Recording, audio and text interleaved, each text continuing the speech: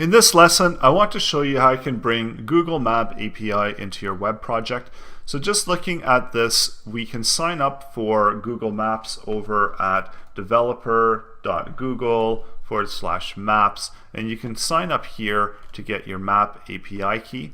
Now with the Map API key, you could use it to monitor your application, and you'll also need it if you want to take a license on it.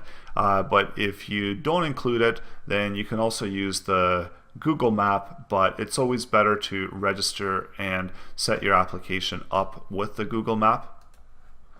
So that way, whenever you're linking over to the source, you're linking over to your Map API key. The first thing that you need to do is bring that Google library into your web project. So we already have all of the jQuery functionality and so on. So let's add in the maps, Google APIs.com maps API.js, and we're going to go with version 3. So now we've brought in the Google Maps library, and of course when we go to the web page, we're not going to see anything different. We can go over to our console. There's no errors that are being thrown. So we do have, there is actually a warning here. So this isn't an error, it's a warning. It's a slight difference here, but it's going to tell us that we have no API key. So again, if you're going to be using it within a web page and you're going to be using it a lot, just register your API key and add the Google library within this type of format where you do $key. So let's go ahead and write up our code where we're going to populate this element here with a Google map. So let's add in our script tags here, and with this map what we want to do is we want to make sure that it's actually loaded. So we're going to listen for a Google, so this is all part of the Google object that we brought in from this particular library. So we're doing Google Maps event, and we're adding a DOM listener.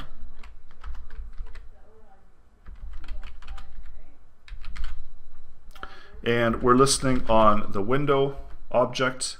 We're listening for it to load, and we want to run a function once it's loaded, so init.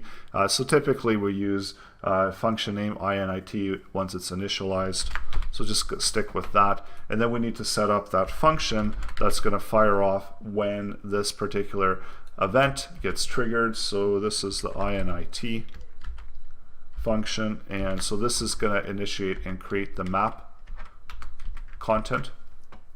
So let's go take a look at this, just make sure that everything is loading properly.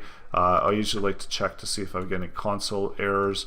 So everything looks correct. Of course, we're still getting that no API key issue there as well. So now let's set up some variables. So variable, so wherever your coordinates are for your business, this is where you could set these. So this would be lat and lon, so I'll just call it LAL, and it's going to equal to, so these are the parameters used within the Google Map. So we can set a latitude and a longitude. So if you know your latitude and you know your longitude, this is where the map marker is going to sit.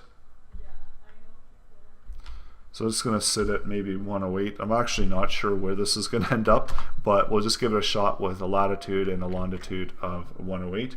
And now let's create the map object. So set a variable, call it map, because this is going to be our brand new map object. So we do new Google Maps dot map to create the map object, and let's set it up in the document get element by ID, and then this is where we need to identify that element that we want to contain that particular map. So we've called it map, so that's where we need to identify it, and now we just need to add in the rest of the parameters. So we've got some options here how we want to present that map content. So we can set a bunch of parameters here as well. Some of them, things like zoom. So these are default parameters that are available within the Google Maps. We can also center it.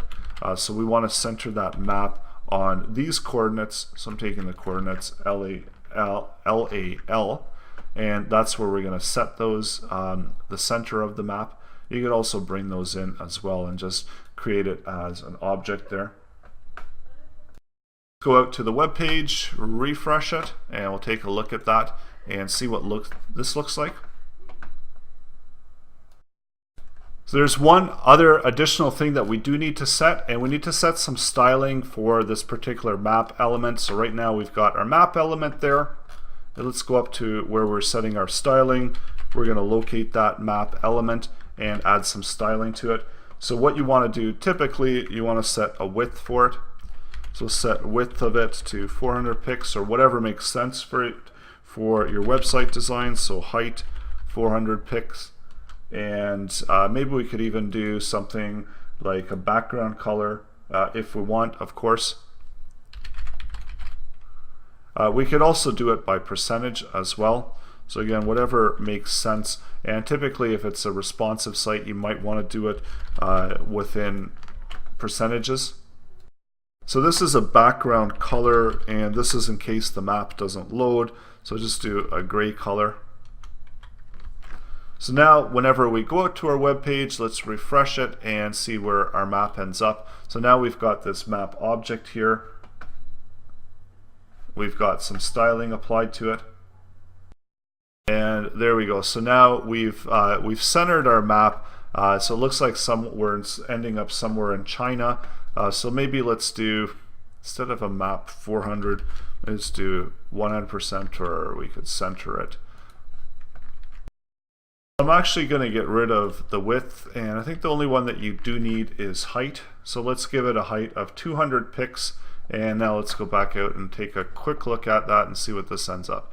So if you don't set default width, it's just going to automatically take 100%, and it's going to build out that map object here. So it's just taking a few seconds here to load out. So another thing we might need to do is we need to add in a marker. So let's go ahead and add that marker in.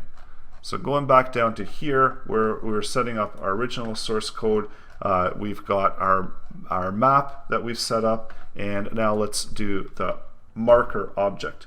So this is another object similar to what we did with our map. So just call it marker, and we're going to do new Google Maps marker and specify the parameters of the marker that we want to create. So it's going to be this same thing where we need to position it. So position, and it's a good thing that we set up that position within this object here, the LAL. So now we can set that position, and we can position the map with that particular marker. So this is just the container of the marker. So let's see where we ended up, where we set that marker. So we probably, so you have to figure out where your latitude and longitude is, and that's how you can set up your map and, of course, center your map. So by default, your map is always going to be centered within this particular page. So maybe we want it to set our latitude to -40. Just a quick update there, refresh it, and now we can see where we end up. So we're ending up almost in Australia as a latitude.